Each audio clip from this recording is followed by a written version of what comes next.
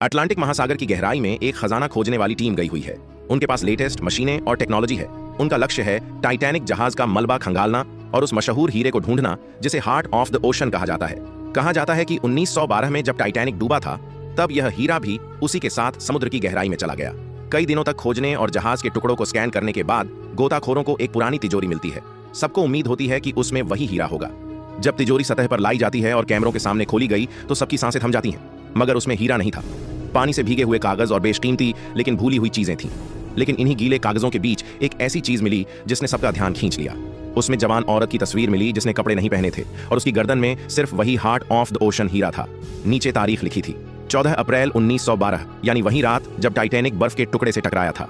यह खबर तुरंत टीवी और अखबारों में फैल गई। देखकर पूरी दुनिया में चर्चा होने लगी। टीवी पर यह खबर एक बूढ़ी महिला ने भी देखी। उसका नाम था रूबी।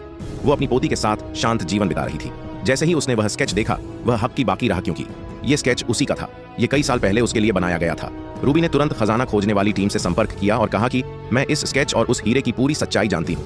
टीम ने तुरंत हवाई जहाज भेजा, रूबी और उसकी पोती को अपने जहाज पर बुलाया। जब रूबी वहां पहुंची तो सबने उसका सम्मान किया और सभी खड़े हो गए। वह बूढ़ी और कमजोर थी, लेकिन उसके चेहरे पर गरिमा और शांति थी। उसे समुद्र की गहराई में पड़े टाइटैनिक के टूटे हुए हिस्सों की तस्वीरें दिखाई गई। टीम लीडर ने रूबी से कहा कि हम हार्ट ऑफ द ओशन हीरे की तलाश में है। उसने रूबी से पूछा कि क्या आप मदद कर सकती हैं।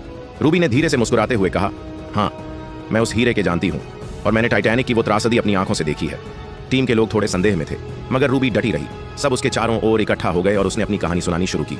टाइटैनिक जहाज 10 अप्रैल 1912 को ब्रिटेन से न्यूयॉर्क के लिए रवाना हुआ। वह आधे रास्ते पहुंच चुका था। यह उसकी पहली यात्रा थी। 14 अप्रैल की रात उसके सामने एक बहुत बड़ा हिमखंड आ गया। जहाज के कैप्टन को 35 सेकंड पहले इसकी सूचना मिली, जो कि हिमखंड से बचने के लिए कम समय था। जहाज की स्पीड ज्यादा थी। कैप्टन ने जहाज को एक तरफ मोड़ा और हिमखंड सेपचा नहीं पाया। जहाज का अगला हिस्सा दाईं तरफ से टकरा गया और उसके नीचे के भाग में पानी भरने लगा। टाइटैनिक बनाने वाली कंपनी ने दावा किया था कि यह कभी न डूबने वाला जहाज है। जहाज के 6 भागों में 6 पानी भरने लगा और टाइटैनिक धीरे धीरे डूबने लगा। उस समय जहाज में टाइटैनिक के मालिक सहित लगभग 3000 लोग सवार थे। इस घटना को देखकर सबके होश हो गए। दोस्तों, हर जहाज के अंदर 20 लाइफ बोट होती है, लेकिन टाइटैनिक में 7 ही लाइफ बोट थी, क्योंकि अब कभी न डूबने वाला जहाज था, जिनकी सहायता से करीब 1000 लोगों की ही जान बच पाई। बाकी के 2000 लोगों की मौत टाइटैनिक डूबने से हो गई। टाइटैनिक जहाज 2 हिस्सों में टूट गया और अटलांटिक महासागर में समा गया। रूबी ने कहा, उसी दिन से वे हीरा गायब है। क्या वो हीरा टीम को मिल पाएगा या नहीं?